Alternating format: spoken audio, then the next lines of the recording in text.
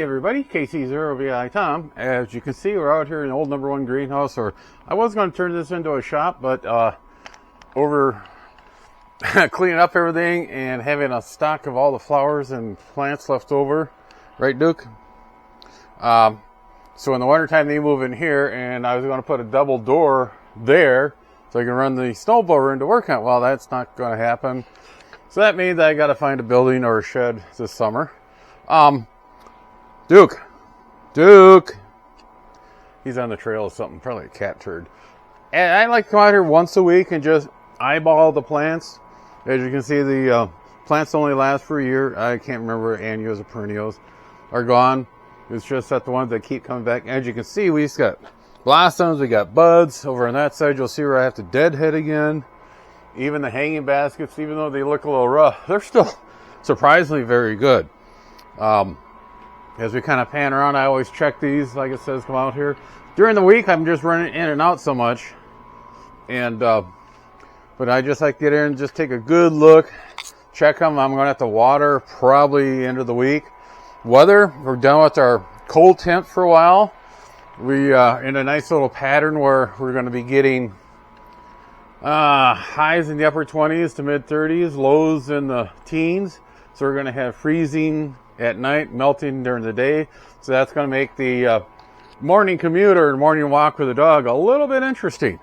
The where'd you go, Duke?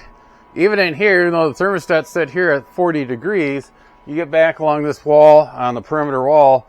If I got any snow, I kick off my boots when I come in here. All last week, and it was below zero. That snow is still here. That's why all the whiskey barrels are up off the ground on milk crates. That was interesting, trying to find a spot to buy milk crates. I mean, I put it on Facebook Marketplace looking for milk crates, and somebody says, oh, just go to Hy-Vee in the back. They got a whole bunch of them. No, we don't want to do that. On that, last week, I was at a couple of holiday events, we'll say, and I had somebody, first I got jumped on for not answering my phone. I said, what are you talking about? We looked at my phone. I had a lot of phone calls and voicemails. If I missed you, sorry. Apparently, my iPhone has decided I'm not going to ring. I'm not going to let you know. So I have a new phone coming in this week, which means the only thing I hate worse about having to set up a new phone is a new computer, and we'll see that here in a little bit. So that's going to be taken care of. And the other thing was somebody asked me about my ham shack.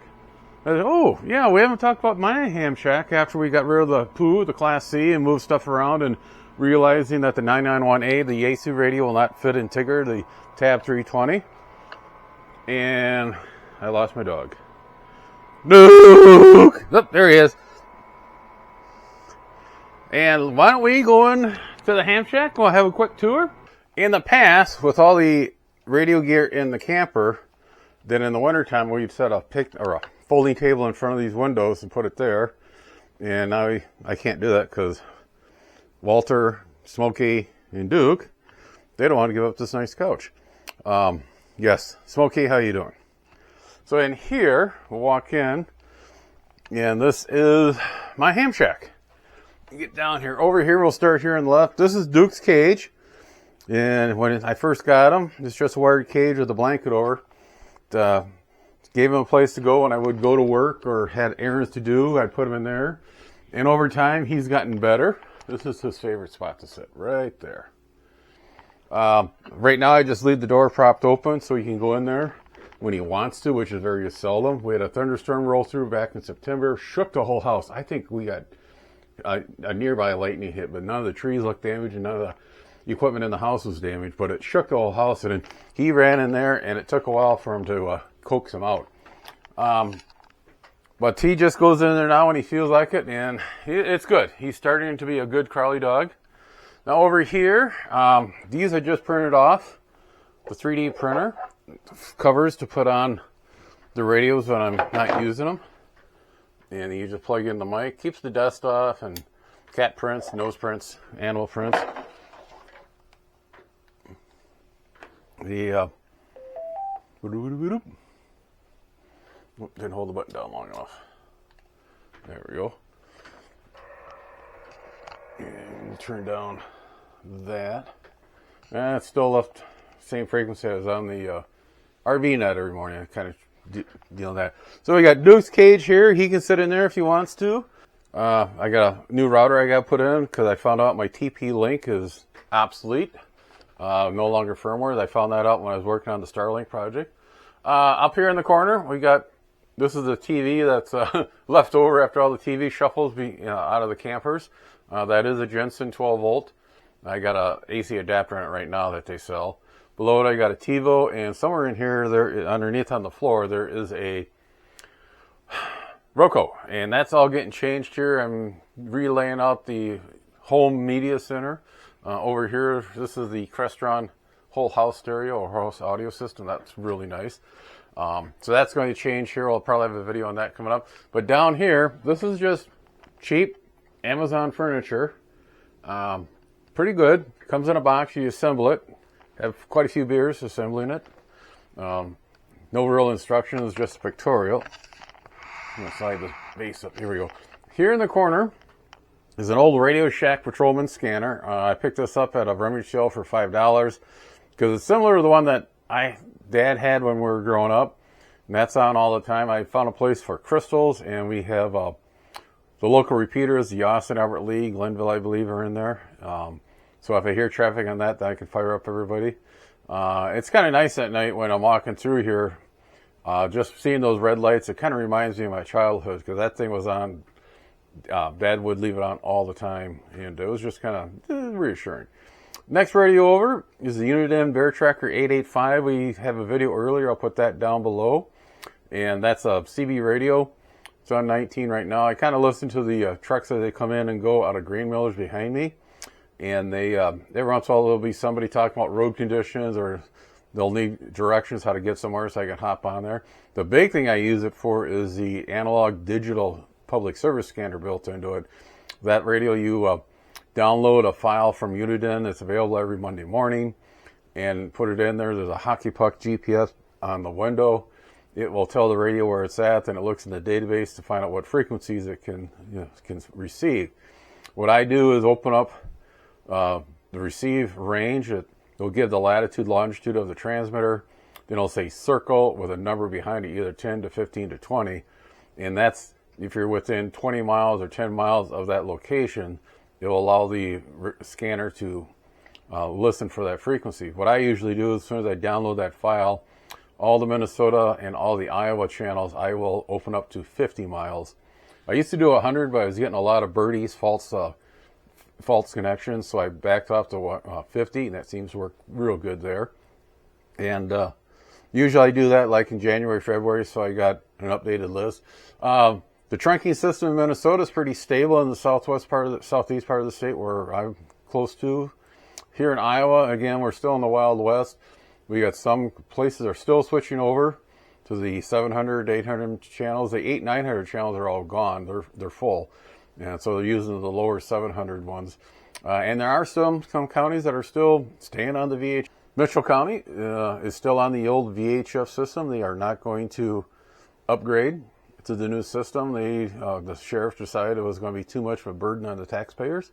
And I'm kind of torn yes or no on that, because yes, I'm glad he's watching out for the taxpayers, but for interoperability between when we have a problem here or somebody else has a problem in the nearby communities, how are we going to communicate with them easily? Next radio over is the Yaesu FTM 400. This is pretty much the standard radio here at the house. There's one in each vehicle. Nina, Candy, and Marilyn. If you're new to the channel, that's the Chevy Bolt, and the Ford Bronco Sport. And those are all programmed the same. The only thing that's different is the SSID for the GPS, APRS. Each one's got the unique different number. And it just makes it a lot easier hopping from one vehicle to the other. It's the only thing that's standardized in all four vehicles. The one in the camper, I mainly use for crossband repeat in Tigger, the New Camp Tab 320. And so that'll be, I use that for crossband where I'm hanging around the campgrounds. I can use the handheld to get back to the New Camp camper, and then that'll transmit up to the local repeater. Kind of handy. Then we got the old FT991A. This is the radio that launched the channel when we bought this. She wanted to do a YouTube boxing opening, which means I have a YouTube channel. And just over the years, we keep it here. Like I said, it would not fit in Tigger, so I went to the 891. We'll talk more about that later up here. Then the next item is my computer. I had to upgrade last fall to a new computer because the HP I had down there was not Windows 10 compatible. And I got 3 monitors. You wonder, why do you have 3 monitors? I got hooked on 3 monitors when I was managing the help desk, because on the left side would be email, the center was anything I was working on, then the one on the far right was our ticketing software. Sorry about that, our ticketing software. And when I went from downgraded from manager to a advisor, I guess you could call it, consultant, I tried going back to 2 and it just did not work well. So we came back to 3. Even at home here we have 3. So then, I just got some odds and ends here, stuff I need, stuff I use pretty much every day when I'm in the room working. I did not load everything up on the old computer to this computer. I'm going through the list because there's a lot of software I don't use anymore. I just realized my logging software, the amateur N3 FJP software, I did not have installed, so I'm installing that right now. I got to hook up the USB cable so I can get that going. This is the SDR software plus. This is on the network version. The actual radios, the Raspberry Pi is downstairs, hooked up to the scanner antenna on the roof. That's kind of handy. I have when I'm looking for signals out there. Then over here, my laptop, so I can go out and program or work from the field. And no, I don't want to remind you later. Google's pushing new stuff. Usually I have this running either the radar or ham clock.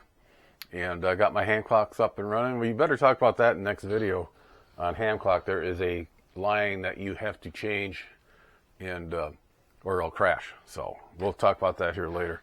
But again, it's just nice and handy the way I got laid out. This is a hutch that TLJ had. The girls are going to take this away one of these days. If I can slide the cat tree over, put one of those cat shelves on the window, that gives me better access to the closet. Then over here, this computer setup is mainly what I use to edit videos, create videos. Any audio work I do is on this machine. You can see above it I have all my handhelds. Those little Cobras are left over from my dad's after going through his estate. I'm not sure if I'm going to keep those around. They're pretty much old. The batteries are shot. They may end up going into the round file. But I got my handhelds in there. I got my backup drive. I got to find a new location to store those off-site. But this is another HP computer, kind of a high-end, a lot of RAM, a good video card. And I can take, this is one of the last things I bought from the college when I left. This is a DVD player, VHS, a tape machine. That feeds into a grabber in the back where it will you can either take the video from either sources and convert it to an MP4 file so I can edit it and create it. We have a document camera here, so I can do stuff. And I do some work here on the bench. So I got my magnifying glass with the light on it. And a lot of stuff stored underneath. I got the Altec service monitor, the case I keep all the cameras for the channel. Then way back there in the corner, I don't know if you can see it, there's a WaveTech service monitor. I'm trying to get time to get in there and work on that because I want to get that going. That's kind of a nice little service monitor. It gives me 2 of them. On that, real quick walk around in the shack. What's going to happen coming up here? We're pretty much set here. I do have an antenna switch and a couple more antennas I'll be putting up this spring. Right now we're going from the vertical outside. I'm looking at putting in another vertical for the 10 meter to 15 meter band along with a dipole. I think I got room. I got to check my measurements, put up a 160 dipole, which could be fun. And we're protected now. So that's in here. Tigger, the camper, that's kind of up in the air. I know I talked before about one of my sisters thinking about buying it, and I think she's kind of backed off on that, but just in case. I did find a 360, the next model up. That is too heavy for the Bronco to pull it, so I found a pickup, and I'm just waiting to see what she's saying. If she bites on it this spring, fine. If not, Tigger's still good enough for me. I just got sucked my gut in a little bit when I get in and out of the bathroom. Not too many people could say this about their ham shack, but if I get this, it's kind of hard to see out here in the sunlight. But in the center of that 9-pack, that big silo, on the left side, there is that metal white That's the elevator shaft or the elevator room. And see if we can slide over to it. You can just barely see it, the vertical antenna from the St. Andrews repeaters on that. Now, how many people can say I can see my repeater from my house? So don't have to run a lot of power in the FT 400 to get into it. I'd still need the DTMF microphone on it to control the repeater.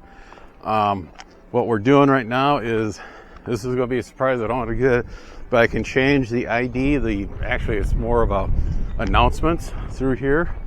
And once we get more into the new year, we'll talk more on that, and you'll understand why. On that, try not to slip and break my neck here. Casey Zervii, Tom, and Mr. Duke, right? And well, Smokey even came out. 7-3, everybody. We'll finish up on the end of the year review coming up here, probably next video. Talk about what plans I have for the repeater, for the ham shack in the house, for Tigger, the shack in there, if we're keeping Tigger. And it's a new year. 7th year, everybody.